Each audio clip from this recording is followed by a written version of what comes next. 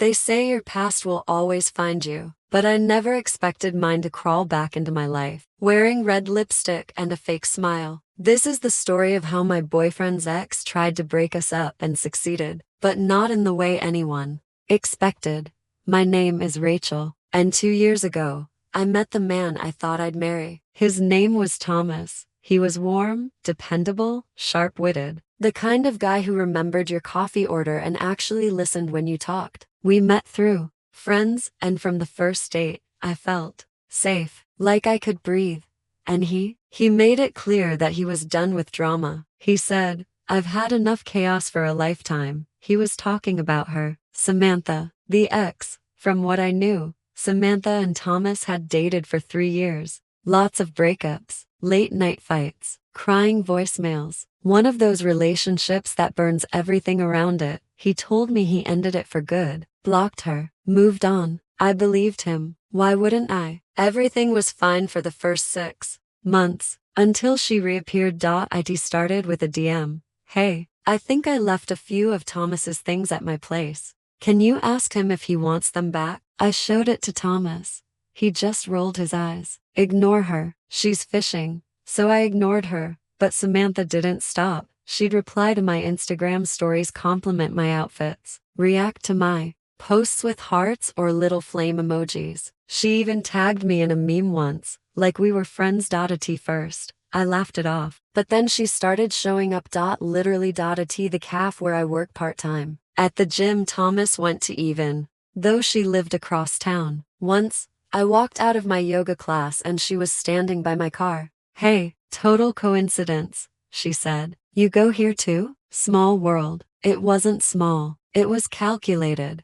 I told Thomas. He got tense, said she was trying to get a reaction and that we shouldn't give her the satisfaction. But something about the way he said it felt off, too controlled, too rehearsed. Then one night, we were watching a movie at his place. He got up to grab popcorn. His phone lit up. "I miss you." No name, just a heart emoji. I didn't touch it, didn't need to. That kind of message has her written all over it. I asked him directly, "Is she texting you?" He sighed, said she sent a couple of messages a few weeks back, that he didn't answer, that he forgot to mention it. Forgot, right? That night I couldn't sleep. And here's the thing, I'm not usually the jealous type, but something in my gut was twisting like a knife. I started paying attention. There were little things. He changed his phone password, started putting it face down, stayed late at work more than usual. His cologne changed. He shaved more often.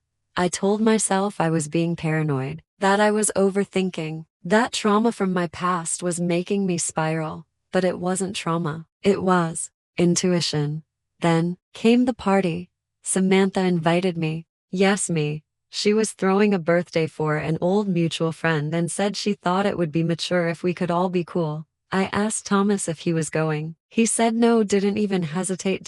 So I went, out of curiosity, out of defiance, out of the sick hope that maybe I'd finally get clarity. And that's when it happened. She cornered me in the kitchen, cup of wine in her hand, perfect red nails, same fake smile energy. "So, how's Thomas?" she asked, like she didn't already know. I shrugged. "Happy. We're happy."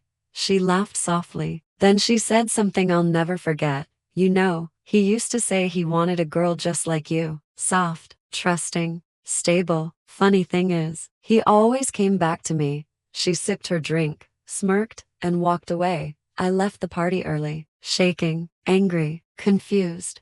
And yet, I couldn't stop thinking about what she said.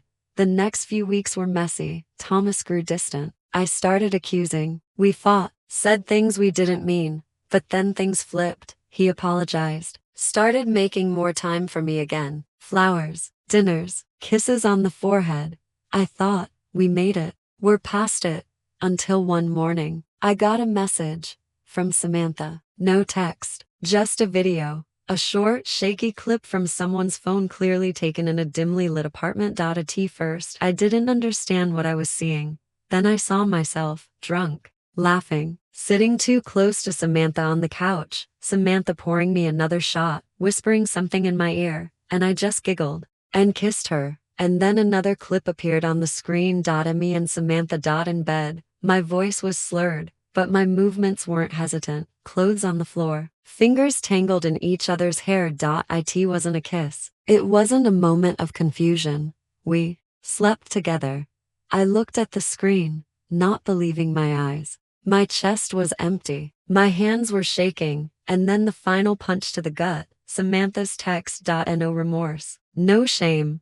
Looks like you didn't need much convincing. Still think you're too good for Thomas? Let me explain. That same party, yes. That party we had all been drinking. Samantha had pulled me aside, said she wanted to clear the air. We talked. She touched my hand, got too close, said something about us being more alike than we thought, and then she kissed me. I pulled away, told her she was crazy, but I didn't leave because in some dark, confused part of me I liked the attention. I didn't know someone had taken a video. I didn't know she'd been planning that moment. I didn't know she'd use it. Samantha sent that videos to Thomas, and he didn't say a word. He packed a bag and left. When I tried to explain, he just looked at me and said, "You let her win." He wasn't wrong, because Samantha didn't get him back. She didn't want him back. She wanted to ruin what we had, to prove she still had power. And I gave it to her. I don't know what hurts more, losing him, or realizing I helped tear it apart. I never heard from Samantha again. She disappeared like a storm that leaves everything in ruins. And Thomas? He moved, changed his number, blocked me on everything.